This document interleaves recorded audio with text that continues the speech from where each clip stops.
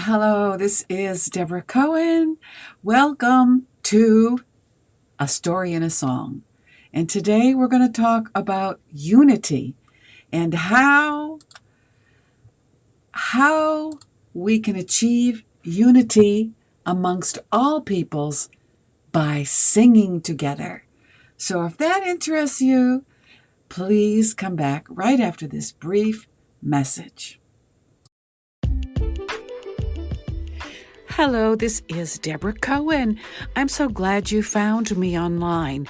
My music is a variety of genres, starting in the 80s as a new wave singer-songwriter, opening up for Joan Jett in Kenmore Square, Boston. From there, I wandered into different genres, exploring my faith, praise music, interfaith music, and pop, rock, indie music, as well as music for TV, film, and movies. So there's all kinds of things to learn listening to my podcast, A Story and a Song. And I hope that you will enjoy the journey with me and that you will share what you hear. Thank you for listening. And this is Deborah Cohen, and I want to thank you if you're watching live from Instagram. I see a couple of people in the house here. We got Ribar Slevani and Masha. Oops, I'm sorry.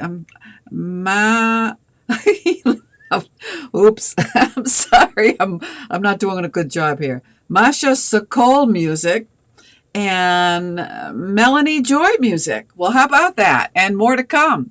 And it's also live on twitch.tv. So if you're interested in learning about singing for unity, I'm teaching today from my perspective with a Jewish background, but this certainly would apply to Christianity or Islam or whatever your belief system or no belief system is. So I'll try to explain along the way as I read the terminology. Some of the key words are in Hebrew, but just put them in your own perspective and try to glean something from the universal language of music. Music can be used in a positive way to break down barriers. So whatever your religion is, I pray that the message that you would want to use this information for is to bring unity to the world, because we all know in our heart of hearts that we're in a broken world, and there are things that we can do individually and collectively to bring people together. To the right, if you're watching on the video, is a graphic of my newest merch item. It's a tree of life. And if you believe in the story of the Garden of Eden, Angidan, or I think in Arabic it's Genna, then their trees are part of God's creation. And it's a message of bringing people together by nature. So if that appeals to you, you can find my merch on Amazon.com. Just look for Deborah Cohen on Amazon, wherever music is streamed. So let's begin.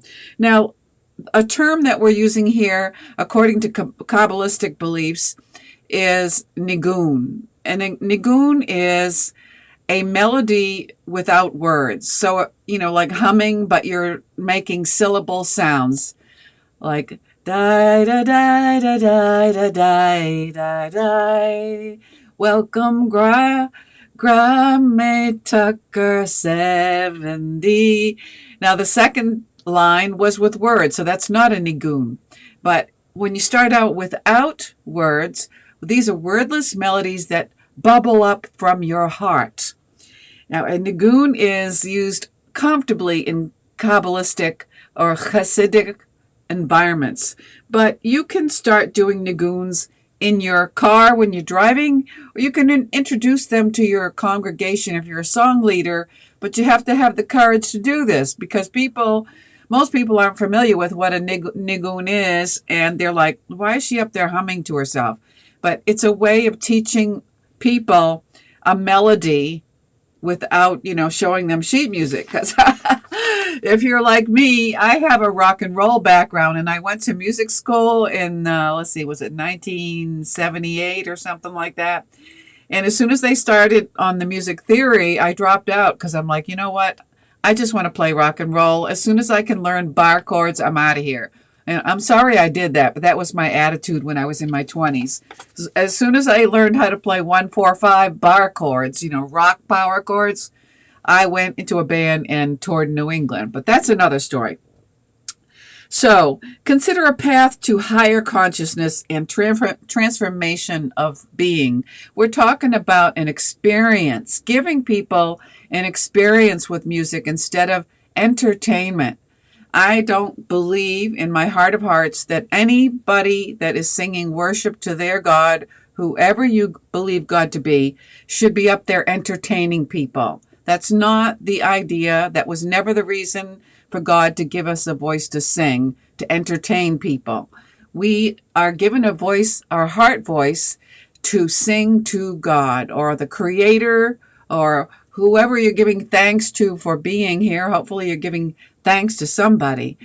It's for the sake of inviting others into your circle of song to sing together, not for you to sing only and them just to listen.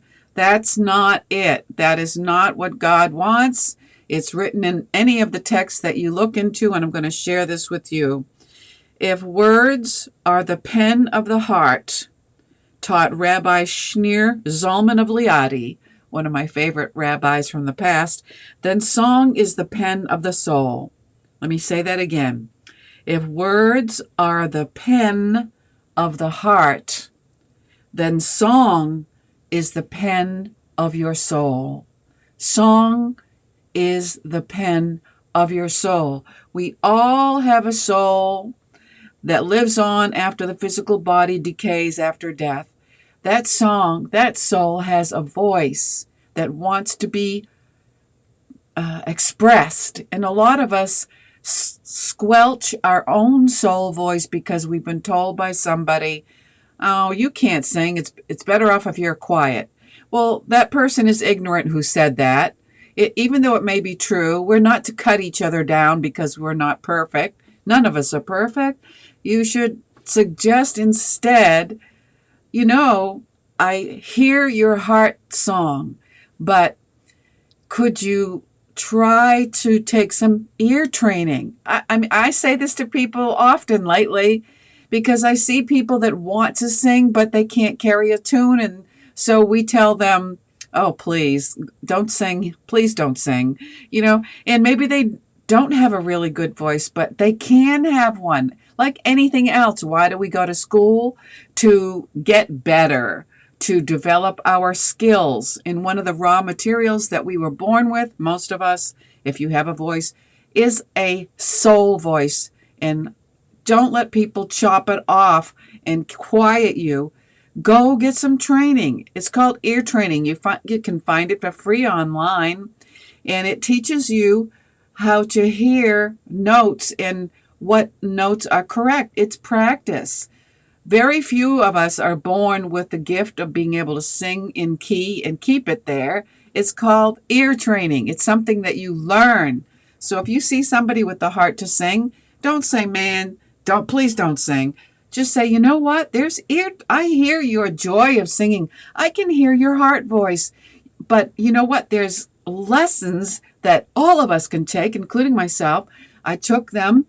It's called Ear Training 101 to help you to hear the sounds that you're expressing with your heart voice so that they appeal to others, because that's what you want to do, right?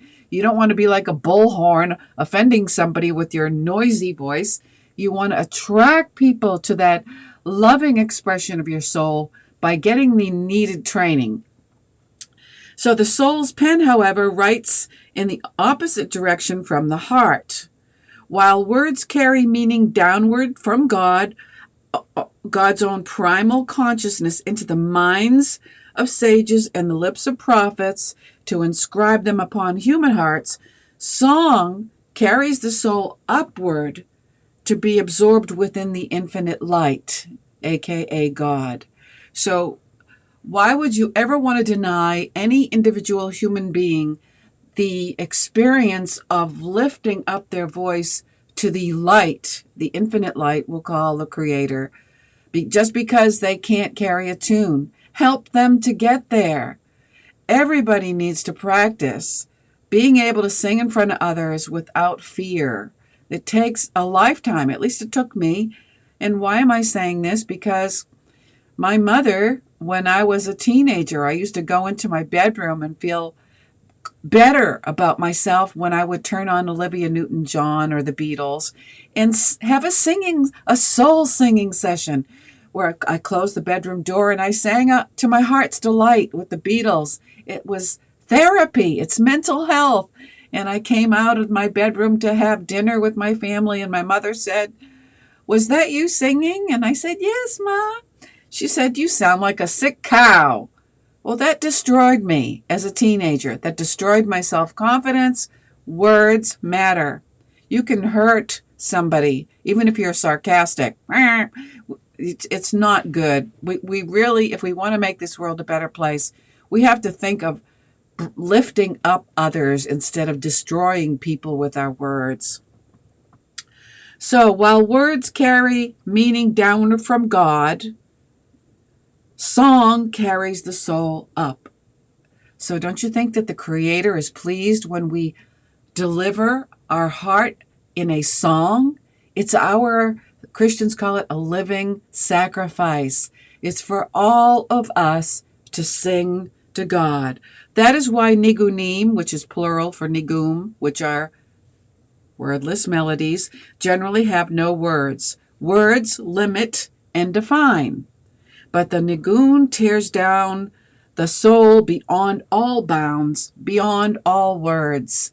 And if I'm singing in English and you don't know what I'm saying, that's not edifying your brother or sister. It doesn't work. You all have to be able to do the same thing. So what can you do together? You can da da da da da da da da da. Everybody can go da da da da da da. Try it. Da da da da da da da da da. Now we're not on Zoom, so I can't hear you. Da da da da da da da da da. Now it's a melody that came off the top of my head. I hear music in my sleep, and I sometimes have to stop and write a song. Well, in case you don't know, I'm a songwriter, okay? So a tzaddik, or a righteous person, and this is from a Hebrew perspective, is one who has mastered the animal inside and achieved a higher state of being. So an example would be, because we have an animal soul and a divine soul, that we have to take a choice, right? Do I want to say something that's going to help somebody else?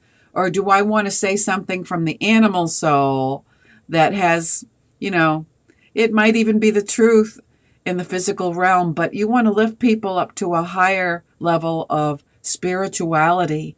That's the divine soul within each one of us. Okay. That is why each note and nuance of a nigun must be precise. So we're talking about ear training again. If you're all going to sing together in a group, it would be nice if you all sang the same note, and in the defense of the people that are trying to get this, I've heard many song leaders that can't carry a tune, and they should not be up there if they haven't done their homework. That means ear training. Okay. All right. The tzaddik's mind, or the righteous mind, and the soul are held within them. So you can get to a place with singing where you have a command of the divinity inside of you, and inside of all of us are sparks of light from God. None of us are complete darkness. We just make choices each day to either make our light brighter or dim that light inside of us and choose the darkness. It's a choice. And I know it's hard in this world that we live in because there's so much violence on TV where we're feeding our minds. Entertainment is all about, who's sleeping with who. These are all things that bring darkness into our soul. So it's hard to be in this world and be a light, but it's possible. The parts of the Nigun are called gates, Gates, entrances from one spiritual world to a higher one. So there's an elevation like a ladder, Jacob's ladder, where we start on the bottom rung or in the physical realm, such as when we wake up from a sleep. That's our base animal self waking up. And as we open our mouths, hopefully you do, when you first wake up and you sing praise to God for giving you another day, it helps to brush off that animal stuff and awakens or reawakens that divinity within you. Yes, this is wonderful. So what is the song? I heard somebody say, what is the song? Let's see. It is in Judaism, and you can, I don't know what it is in Christianity, but whatever joy, thanking God for the day, for waking you up and giving you another day. It doesn't even have to be out of a book. You can just thank God. Modeh, or for women, Modeh, Moda ani lefanecha. מלך חי וקיים שהקסתר בי נשמתי בחמלה רבה אמונתך. I thank God for giving me another day. Don't you? Okay. So as you go from one spiritual level or rung, ladder rung in the course of the beginning of a day, getting into your routine, before you start, you want to start your prayers. Each demands not only new breath, but a new state of consciousness. The fifth Lubavitcher Rebbe, Rabbi Shalom Dovber, taught, quote, each gate must be repeated twice. The first time only traces a form. The second time carves deep into the soul. Now, if this is all you listen to, you could chew on this all week and think about what I just said here, the words of Rabbi Shalom Dovber. Each gate must be repeated twice. The first time only traces a form like an impression or an announcement, but the second time carves deep into your soul. And you know, science says that the average brain takes 3 repetitions. So if you want anything, words are powerful, to get deep into your soul, you need to say it aloud more than once. That is why a nigun must never be rushed. And what is a nigun? A wordless melody. All must be preserved in order that the nigun reach deep inside. And our rabbi, the rabbi where I go, Rabbi Danny Upben, she will start a nigun, a wordless melody, at a service. And if you don't understand why she keeps repeating the nigun over and over and over, sometimes like I can feel in the room that people are thinking, you know, you can feel it if you're, especially if you're empathic like I am. You start to feel people thinking, wow, you know, let's get on with it. Let's next. Because you have to understand what you're trying to do individually and collectively. You are hearing the same melody over and over again. And as you do, you're busting out of your animal soul, so to speak, if you have an imagination, and allowing the divine soul within you to come forth and express itself. And sometimes, if you are very sensitive to your own voice, you can hear your voice change. Yes, change. I hear this all the time when I'm singing. I'm like, your voice becomes stronger from not just here, but from deep within your spirit. You sing with power. And that's an incredible experience with the Shekhinah, with God, the feminine aspect of God. So the Holy Rebbe, Rabbi Yosef Yitzhak of Lubavitch, taught, quote, a nigun, a wordless melody, opens windows of the soul. That's what I'm talking about. Soul power. Woo-hoo, yes. First, there must be deep contemplation. So picture yourself in the process in your own congregation trying to bust a gut, okay? You're going to be brave. You're going to go in there, whether you're leading or not. All are equally important. Forget this entertainment thing. Forget this thing where people say up there, I am a singer and you're not. Forget it. They're just full of ego, too much animal soul. You're going to go in there with your confidence. You practiced home alone at first. Get rid of all the naysayers, those people that criticize your voice. You're going to practice on your own, no matter how long it takes. For me, it took me years, believe it or not, okay, because my mother crushed me when I was a teenager. First, there must be deep contemplation, focusing the mind upon the oneness of the cosmos and its creator, to see that unity within each thing until it becomes more real than even your sense of self. Wow, imagine getting together with a small group of people that have the same mindset. It sounds like an easy group to assemble, but believe me, it's not. I hear people that are in Judaism, in Christianity, they just say, you know what, I'm not into the spiritual thing. I just trying to get my it shade together. I don't have it in me to practice the spirituality of myself. I just need to put myself together after COVID. And I understand that, but it helps each one of us to know that what the goal of singing is not just to sound good. That's Greek. That's the Greek mindset. That's American Idol mindset. That's not the God mindset. You've got to go higher. If you want to go higher in God, if you want more of God than you had yesterday, then you have to do something. God's just not going to drop down in your lap a feel good. You have got to sing to God. This is how you get closer to your creator, to the creator. It's evident. If you ever look at a siddur, it's all about singing. But how many times, if you've been to a synagogue, they don't sing Pisukei de Zimra, they mumble it instead. And they're looking at the clock while they're doing it. You think that's going to bring God? You think that's going to elevate your soul to the higher places by... No, it's not going to happen. You've got to have the courage to go in there by yourself, even if the cantor isn't busting a gut by opening up his or her soul. You've got to be the one to go in there.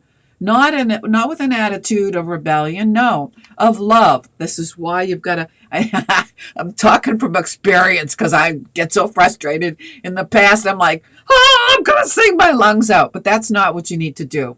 I mean, you need to feel the room. This is part of anybody that's skilled in singing. You got to feel the room, meaning you don't want to be the loudest one in the whole congregation. That's not what you're trying to do. You want to lead people. If the person up on the bema or the pulpit doesn't know how to do that, then you in the congregation can do it. Okay? So, first, again, like I said, you must be in deep contemplation. You got to humble yourself. You don't want to go in there and start singing your head off and everybody's looking at you like, what? And sometimes they do that to me when I'm in there. I'm like, you know what? I'm just singing to God, and people will look, and I'm like, I'm not looking for you to look at me. I'm looking to climb that Jacob's ladder to the higher heavens. And people go, oh yeah, okay. So first there must be deep contemplation, focusing the mind upon the oneness of the cosmos, oneness, echad, oneness. Loving everybody in the room because they haven't learned this lesson yet, and they are not being told from the pulpit or the bema. They don't know what this nigun thing is. They're like, stop. You can feel it in the room. I said before, it's like a record. If you have the old 78 or 45 albums and you feel like it's stuck, it's skipping. The nigun keeps going over and over again, and some people are thinking, well, let's get on with this and do something else. No. We're trying to get deeper into the spirit. We're thinking about the cosmos, the oneness of the cosmos. We're thinking about the Creator and a sense of unity with everybody in the room. To see the unity within each thing until it becomes more real than even your sense of self. Yes. So even the one that's going to go in there and use their voice to bring unity into the congregation has to be thinking about everybody, including your voice. But the contemplation may remain frozen in the realm of cold intellect. If you are stuck in your own mind and you become too self-conscious, or you're thinking, I'm going to show them how to sing. No. Nothing's going to happen except you're going to stand out. People are going to get upset with you because they think you're not up there on the bema. Why are you the one that's louder? No, you don't want to offend people. Meditation may enlighten the intellect, but a nigun can uplift and transform all of your being. Yes, let me say that again in case you were sleeping. Okay, meditation, and I love meditation, may enlighten the intellect. Yes, the one. You're in the zone of meditation, but that's not high enough. But a nigun can uplift and transform all of your being, not just your mind, your soul too. Nigun singing. Yes, that is why the ancient prophets would sing and play musical instruments as they awaited the gift of prophecy. Wow. Now, I'm reading this from Chabad. So how many people that are Jewish was wondering if I was going off into the woo-woo land, when actuality, this is Jewish Roots 101. How many of you know that when you're singing together, like the ancients were singing, they would play instruments? And then doesn't that make you wonder why not? Can you have a lot of synagogues don't have instruments on Shabbat because they got the band mentality. They don't realize the instruments can be used to draw God near. Like King Saul, he was being assaulted by demons. And so he would call King David into the tent and ask David to play his instrument. And David played an instrument and God came into the house. So if it's okay with King David, then why can't we have instruments of worship in the house of God, the house of prayer? I know some people say, well, it's works. You can't do any works. Carrying an instrument to the bema is work. Get real, people.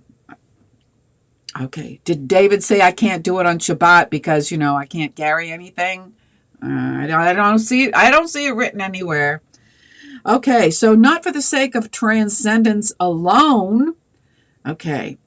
Let's skip back a little bit. In this way, they would strip themselves of the barriers of the body and mind. Instead of looking around, you're not doing that anymore. You're opening yourselves as channels of infinite light. We can all be channels of infinite light. I experience this, and it takes work, avodah. You have to do it with your heart, your soul, with all of your being. You can't be afraid of what somebody thinks because you opened your mouth to sing. But you've done your ear training, so you open your mouth with confidence because you're going to be singing the same note as the song leader. That's important. Okay. Not for the sake of transcendence alone, but to draw that transcendence down to earth, to awaken the hearts of humankind, everybody in the room, humankind, to the inner truths of life on earth. This picture of the tree of life, to get each one of us out of ourselves. Many people come into the congregation broken. They're looking for healing. And you can help others by doing your homework if you have a good voice. Understand how to use your voice in a group setting, not to say, look at me. It's not that at all. You need to go back to school and realize, go to Chabad and learn. Your voice is given to you to help others to heal, to bring each other, the whole group, into oneness oneness, one heart, like Bob Marley said, one love, one love, you know? Okay, so I hope that you're still with me and you understand what I'm saying. And I thank you. I see a lot of people on Instagram. I thank you for listening. And I think every one of you wants to use their voice to bring unity to people instead of hatred and rebellion. You don't have to agree with what everybody says, but you can use your singing voice to break down the barriers, not only in others, but in yourself. Okay. There's a song, wrote the second Rebbe of Chabad, Rabbi Dovber. Song lies at the core of life. Song lies at the core of life. Its source is in the most supernal ecstasy. And I'm going to stop right there and continue next week because it's a 30-minute broadcast. But keep this, write it down if you can. Song lies at the core of life. Its source is in the most supernal ecstasy. Ecstasy. Can you imagine feeling ecstasy in a congregation where you're all in Christianity, they call it one accord. In Hebrew, it's echad. I don't know what it is in Arabic. But I think the word is almost the same in Arabic. Echad. Wahad. I think it's wahad is oneness in Arabic. There is a remnant in every nation that pursues the oneness of God. May we all pursue echad, wahad, oneness, and use our voices, sharpen our vocal skills to start your own group of oneness, doing nigun. No words, because if you have people in a group that don't speak English, you can still break the barrier and get to a point of ecstasy, but you have to explain very well what you're doing. If you just get up there and start da da da da da da da da da da da da da da da da da da da, some of them are going to go, what in the world? What's wrong? What is this? You have to explain the purpose of a nigun.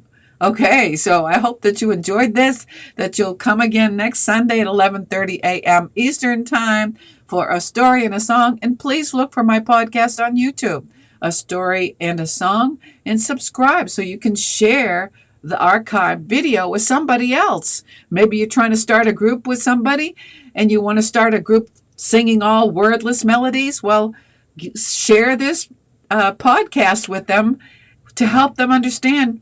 You could say, hey, do you want to get together and do a nigun group or a wordless melody group? And they might go, huh? So share this teaching with them and let them sit on it and see what they say. Thank you for listening. Don't forget to check out my music, DeborahCohenMusic.com, and my band merch on Amazon.com. Just look for Deborah Cohen. Thank you very much, and I hope to see you again next week. Yes. We are the people of the human race. Look at your brother now living in disgrace. Do you give him a hand from where on earth you stand? We all have needs in this disunity.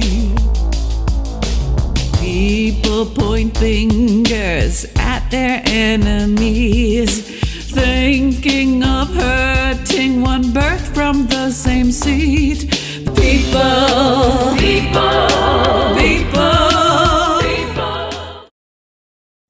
Deborah Cohen, from the New Wave 80s into faith music to Hebrew and pop rock or sync music for TV, movie, and films. Multi-genre music, Deborah Cohen.